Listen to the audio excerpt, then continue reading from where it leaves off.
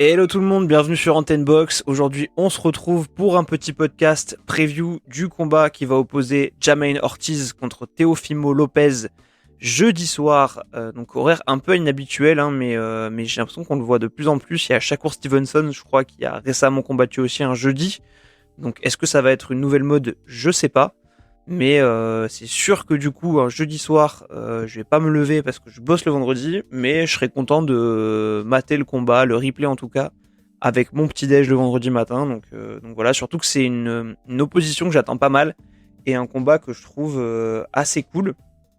J'en profite aussi pour vous dire, donc je préparais mon podcast aujourd'hui et je traînais sur Instagram forcément et donc il y a Malik qui a le compte Le Temple de la Boxe sur Instagram qui a republié pas mal de choses donc sur l'analyse du combat, une analyse qu'il a faite et que je trouve hyper juste et hyper intéressante. Donc vraiment, je vous invite à aller la voir, à aller voir son compte, à aller suivre sa page parce que c'est vraiment hyper quali ce qu'il fait. Il traduit pas mal d'interviews, de conférences de presse. Il analyse des combats, il donne des infos, des news, etc. Donc vraiment, si vous ne suivez pas encore sa page ou que vous la connaissez pas, je vous invite vraiment à aller vous abonner. Donc le Temple de la Boxe, c'est vraiment une super page. Entre autres, parmi toutes celles que j'ai déjà mentionnées sur ma page, Camp Box, les mains hautes, etc. Donc voilà. C'était le petit disclaimer d'avant preview.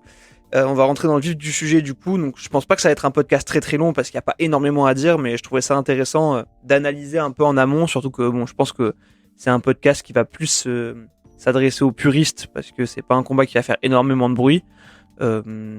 Quoique, Jamaine Ortiz il a combattu Lomachenko, c'est Teofimo Lopez. Non, mais je pense que c'est quand même plus confidentiel parce que typiquement Josh Taylor contre Lopez, ça avait fait genre je crois même pas 100 vues sur ma chaîne, donc je pense qu'on va être dans les mêmes eaux. Mais bon, c'est toujours cool et puis moi ça me fait plaisir d'en parler, donc tant que moi je suis content d'en parler, bon, je me dis ça vaut le coup de faire un podcast.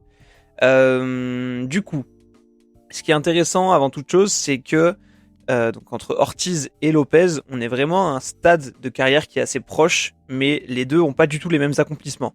Typiquement, Teofimo Lopez, il a 20 combats en pro, il a une défaite donc contre Kambosos, et Ortiz, il a 19 combats pro, donc lui il a une défaite contre Lomachenko, et il avait un match nul, je crois, je sais plus le nom de son adversaire, mais voilà, ils sont tous les deux à peu près à 20 combats, donc c'est assez proche. Lopez a 26 ans, Jamaine Ortiz a 27 ans. Et selon BoxRec, ils font soi-disant la même taille, donc 1m73 pour 1m74, 75 d'allonge. Alors, je pense que c'est un peu faux, parce que quand on les voit, j'ai l'impression que Jamaine Ortiz est quand même plus grand que Teofimo Lopez. Donc ça se joue pas énormément, mais j'ai l'impression qu'il est quand même... qu'il le dépasse de quelques têtes. Enfin, de quelques têtes. D'une petite tête, donc je sais pas, peut-être 2 cm de plus, mais à voir. Donc ils sont assez proches en termes de caractéristiques, même en termes de style. Je trouve qu'ils se ressemblent un peu. Alors je vais développer, mais ils ont tous les deux tendance à parfois avoir les mains basses. Alors style pas en termes de style de boxe, mais en termes d'attitude sur le ring, je veux dire. Où ils ont tous les deux un peu tendance à avoir les mains basses, à faire un peu des flexions sur les appuis, à être mobile du buste, beaucoup bouger comme ça. Donc vraiment, je trouve qu'en termes de langage corporel, ils se ressemblent un peu. Et donc, au-delà de ces similitudes, il y a quand même Lopez qui a un CV, donc malgré des stades de carrière qui sont comparables, Lopez a en effet un CV beaucoup plus impressionnant que Ortiz, puisque Lopez il a déjà affronté et battu Nakatani, Richard Commey, Lomachenko, Josh Taylor.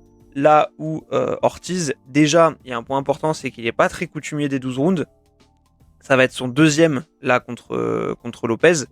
Donc c'est pas beaucoup. Et le premier, c'était contre Lomachenko. Justement, parmi les adversaires notables de Jamaine Ortiz, on a Lomachenko, contre qui il a perdu. Et on avait eu juste avant Jamel Herring, que Ortiz avait battu. Donc ça c'est intéressant déjà, c'est que je pense que Lopez part favori en termes d'expérience. Après Lopez, on sait qu'il est capable aussi du meilleur comme du pire, J'ai parlé de Kambosos justement et de sa défaite, alors que ça aurait dû être un combat très très prenable pour lui. Mentalement je pense qu'il n'était pas dedans, qu'il a fait les mauvais choix pendant le combat, il n'a pas réussi à remettre la vapeur dans son sens et il s'est fait surprendre. alors que je pense qu'il était bien meilleur que Kambosos. Mais voilà, Lopez, on sait jamais trop quel Lopez va débarquer sur le ring. Typiquement, après Kambosos, ça avait été un peu laborieux. On l'avait vu contre Pedro Campa, il l'avait mis KO, mais ensuite on avait eu Sandor Martin, où c'était pas très très fameux. Et derrière, à ce combat contre Josh Taylor, où moi je pensais que Taylor allait battre Teofimo Lopez. Et Teofimo Lopez fait un combat monstrueux contre Josh Taylor, qui est vraiment pas n'importe qui, qui était champion unifié chez les super légers. Donc super léger, c'est la catégorie dans laquelle vont s'affronter Lopez et Jamaine Ortiz. Jamaine Ortiz, je crois, si je dis pas de bêtises, justement, qu'il monte.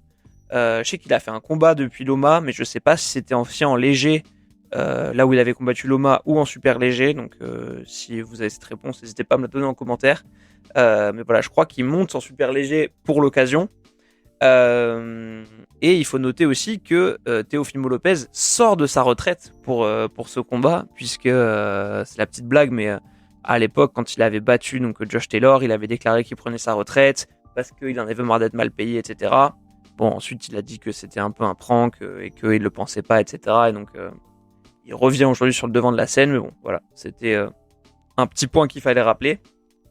Et ce qui est intéressant entre ces deux boxeurs, c'est qu'il y a un combat qu'ils ont en commun, et donc je l'ai mentionné plusieurs fois, c'est contre Vassili Lomachenko, avec des résultats différents, puisqu'on rappelle que Teofimo Lopez a gagné, là où Jamaine Ortiz a perdu, mais avec des résultats qui ont fait parler, parce que contre Lomachenko, Teofimo Lopez a gagné, alors certes il a gagné pour moi de façon claire, et pour beaucoup d'observateurs, mais il y avait cette petite histoire selon laquelle Lomachenko aurait été blessé juste avant et que c'est pour ça qu'il n'était pas du tout à son avantage. Je rappelle que Lomachenko a démarré vraiment à partir du 6e, 7e round, donc beaucoup trop tard.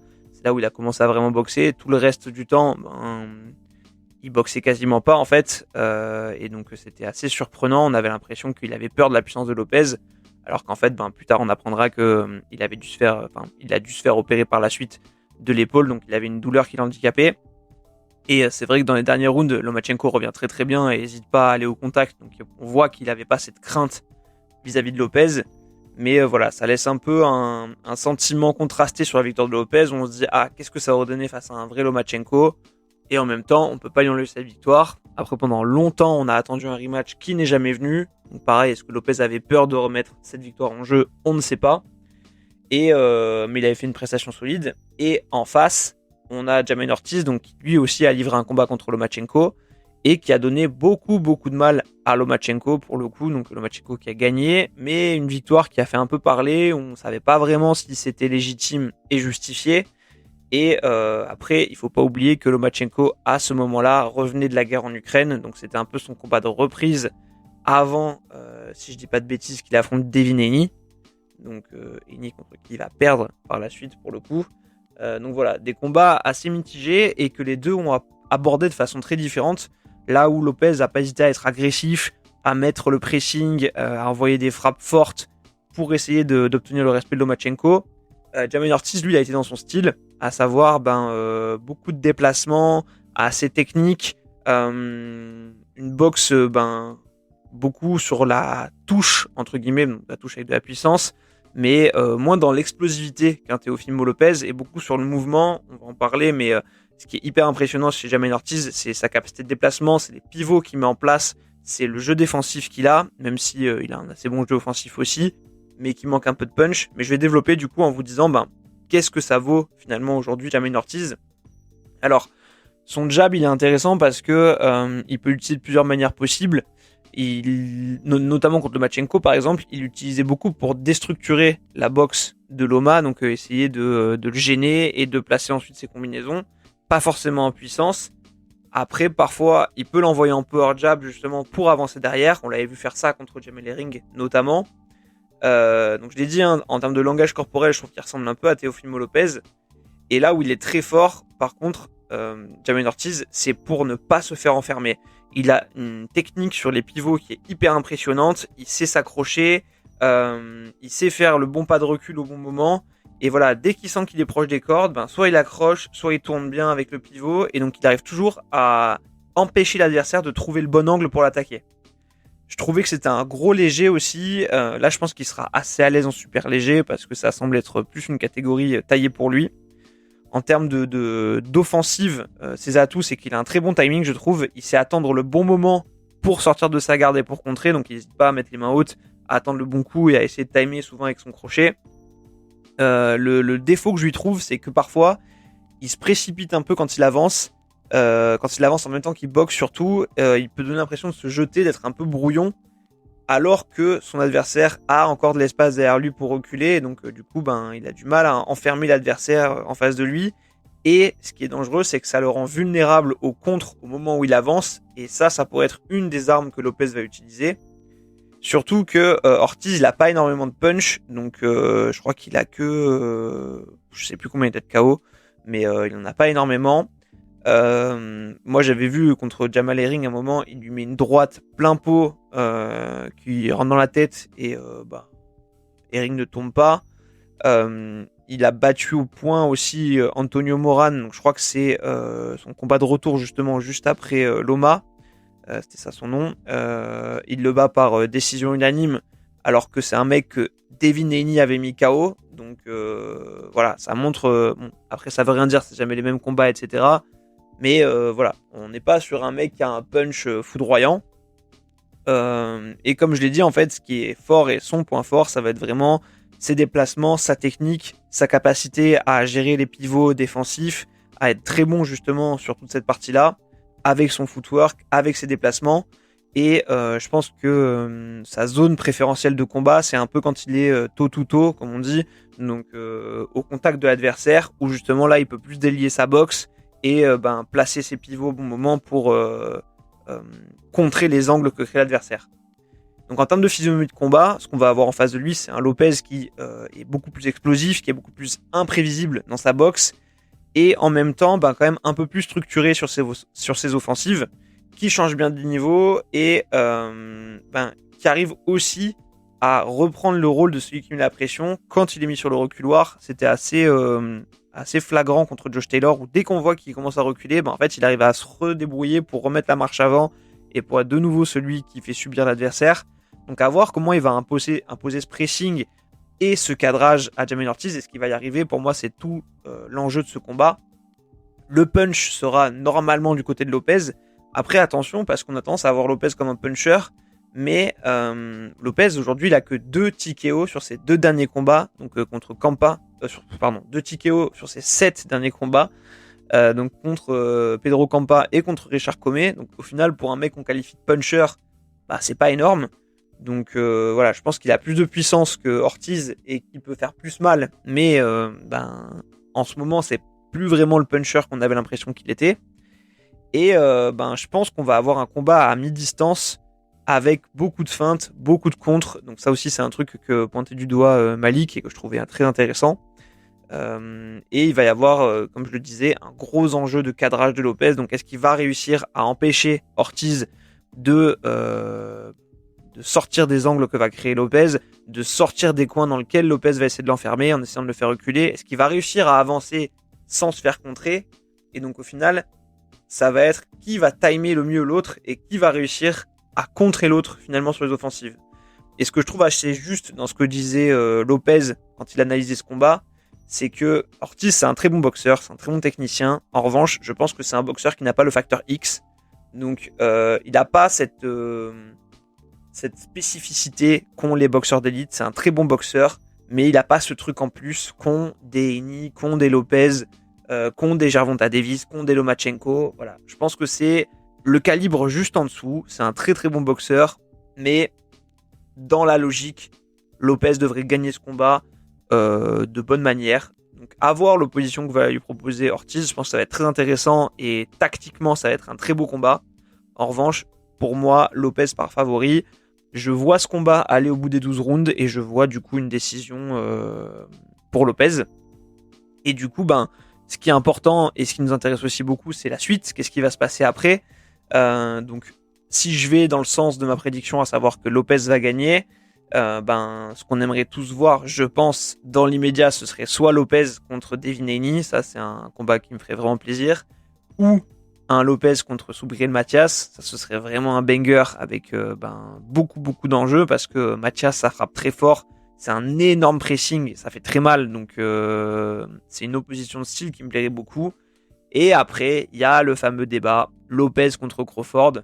Et moi, en vrai, selon ce que nous montre Lopez contre Ortiz, et si derrière il prend Haney ou Mathias et qu'il les bat, et pour moi, je me dirais, franchement, Crawford, ça peut m'intéresser. Après, je pense que Crawford, aujourd'hui, il a d'autres types d'échéances, notamment Canelo, donc voilà, ça reste la priorité.